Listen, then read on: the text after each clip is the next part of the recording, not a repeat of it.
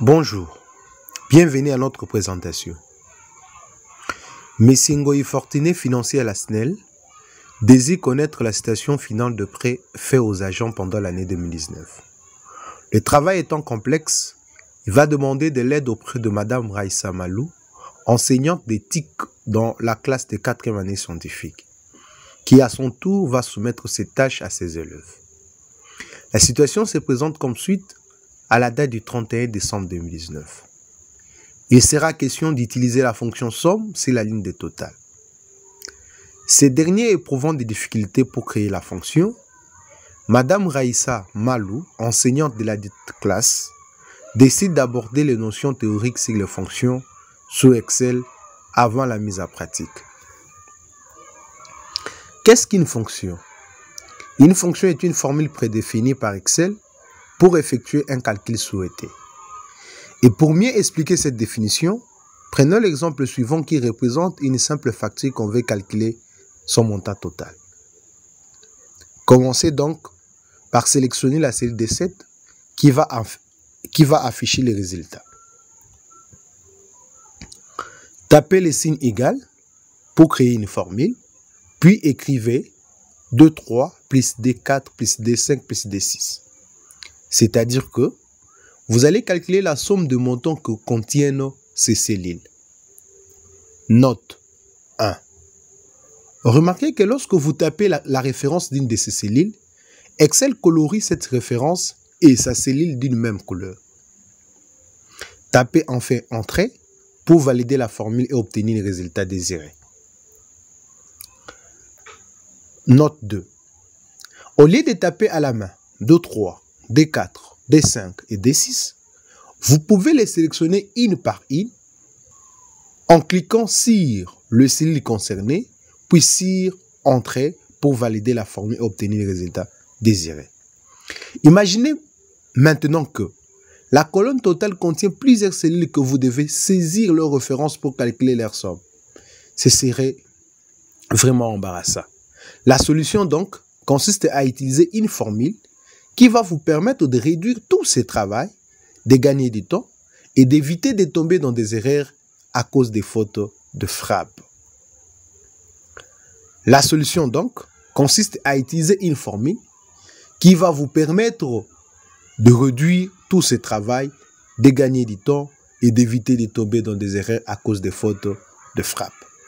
Pour cette raison, Excel fournit de nombreuses fonctions qui répondent aux besoins des utilisateurs. Et parmi ces fonctions, on trouve la fonction somme qui va vous aider dans notre cas. Voici maintenant comment l'utiliser. Dans la cellule D7, tapez égal, écrivez somme, puis ouvrez une parenthèse, sélectionnez les cellules de 2,3 à D6, fermez la parenthèse et validez. Enfin, à taper sur la touche Entrée. Voilà donc la fonction somme a effectué facilement le même travail de la formule que nous avons tapé préalablement. Quelle est la syntaxe ou structure d'une fonction Excel? Revenons à l'exemple précédent et sélectionnez la cellule D7. La formule qui contient cette cellule est affichée dans la barre des formules, qui est donc égale somme 2,3 D6. Comme vous le voyez, la fonction somme est composée des éléments suivants. Les signes égal, le nom de la fonction somme, une parenthèse ouvrante et une parenthèse fermante, et une plage de cellules de 2,3 D6, c'est-à-dire les cellules 2,3, D4, D5 et D6. À partir de l'exemple précédent, nous pouvons alors déduire la syntaxe générale d'une fonction Excel qui s'écrit de cette façon. Égal, nom fonction, on ouvre la parenthèse, argument et on ferme la parenthèse. Et une fonction doit toujours commencer par le signe égal, suivi du nom de la fonction. Donc le nom de la fonction est prédéfini par Excel. Vous n'avez donc qu'à aller chercher parmi les listes de fonctions qui contient la bibliothèque fonction Excel. Par exemple, somme, qui renvoie la somme de nombre, abs, qui renvoie la valeur absolue des nombres pour ne citer que cela. Le parenthèse, les arguments. Ils peuvent être de référence des cellules, de nombres du texte, de valeurs logiques, vrai ou faux, des tableaux, des dates, et peuvent aussi être de formules ou des fonctions par exemple. Égal si, on ouvre la parenthèse, somme, on ferme la parenthèse, on prend le plage des 2, 3, des 6, on ferme la parenthèse, supérieur à 1000, point virgule, D7 multiplié par 10%, point virgule, D7 multiplié par 2%, on ferme la parenthèse.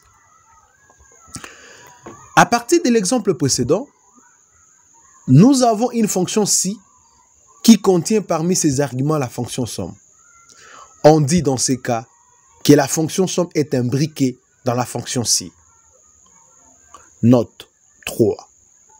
On peut avoir jusqu'à 7 niveaux de fonctions imbriquées. Veuillez remarquer aussi que la fonction si se compose de 3 arguments séparés par 2 points virgule. Argument 1, somme, on ouvre la parenthèse, la plage des 2, 3, des 6, on ferme la parenthèse, supérieur à 1000. Argument 2, D7 multiplié par 10% et argument 3, D7 multiplié par 2%. Quels sont les types de fonctions? Sous l'onglet Formule, Excel regroupe toutes les fonctions qu'il contient et les classe en catégories. Nous avons les catégories pour les logiques, les textes, les dates ER, ainsi que les catégories pour des fonctions financières. Dans la boîte de dialogue Insérer une fonction, vous trouverez aussi toutes ces catégories dans la liste et les sélectionner à une catégorie. Et des fonctions personnalisées qui sont des fonctions que vous avez créées vous-même ou vous les avez ajoutées à Excel en installant ces compléments. Par exemple, en cliquant sur Insérer une fonction et dans la boîte de dialogue qui apparaît, je clique sur la catégorie personnalisée. Dans la zone Sélectionner une fonction, apparaissent mes fonctions que j'ai ajoutées. Je choisis alors la fonction conv number letter qui me permet de convertir un nombre en lettres. Dans la fenêtre argument de la fonction et dans la zone nombre, je sélectionne la cellule qui contient les nombres à convertir. Voilà l'illustration. Si c'est un nombre monétaire, je précise la devise en tapant par exemple 1 pour indiquer que c'est l'euro. Et enfin, je clique sur OK et voici les résultats. Comment insérer une fonction Excel? Voici 4 méthodes pour ce faire. Sélectionnez tout d'abord la cellule où vous voulez insérer votre fonction. Méthode 1. Tapez le signe égal, puis tapez la première lettre du nom de votre fonction. Excel va vous afficher une liste de fonctions commençant par cette lettre. Par exemple, pour la fonction moyenne, quand vous tapez M, voici la liste qui apparaît. Vous pouvez donc cliquer sur le nom de la fonction moyenne dans la liste, puis entrer ses arguments. Et n'oubliez pas de fermer la parenthèse. Méthode 2. Tapez le signe égal dans la cellule qui va contenir votre fonction. Dans la zone nom, à gauche de la barre de formule, Excel affiche la liste des dernières fonctions que vous avez utilisées. Sélectionnez donc la fonction souhaitée ou bien cliquez sur Autre fonction. Et comme vous l'avez vu dans la méthode 1, insérez la fonction que vous voulez. Méthode 3. Tapez sous le groupe Accueil et dans le groupe Édition, cliquez sur la flèche à côté du symbole de la fonction somme pour afficher la liste des fonctions les plus utilisées. À titre d'exemple, somme, moyenne, NB, max, min. Cliquez donc sur celle que vous voulez insérer ou bien cliquez sur Autre fonction pour chercher la fonction qui ne s'affiche pas dans cette liste et que vous voulez utiliser, puis suivez les étapes décrites dans la méthode 2. Méthode 4. Cliquez sur le bouton « Insérer une fonction » dans la barre de formules. Une boîte de dialogue s'affiche. Dans la zone « Sélectionner une fonction », cliquez sur le nom de la fonction désirée, puis sur « OK ».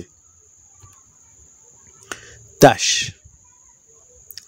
Après avoir enseigné les notions théoriques sur les fonctions, Madame Raïssa Malou, enseignante d'éthique dans la classe de 4e année scientifique, demande à ses élèves de résoudre la préoccupation de M. Ngoï Fortine, financier à la SNEL, qui désire connaître la situation finale de préfet aux agents pendant l'année 2019, en utilisant la fonction somme sur la ligne des totales.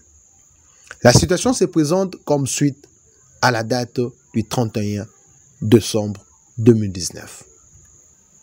D'ici là, restez chez vous et appliquez scrupuleusement tous les gestes barrières.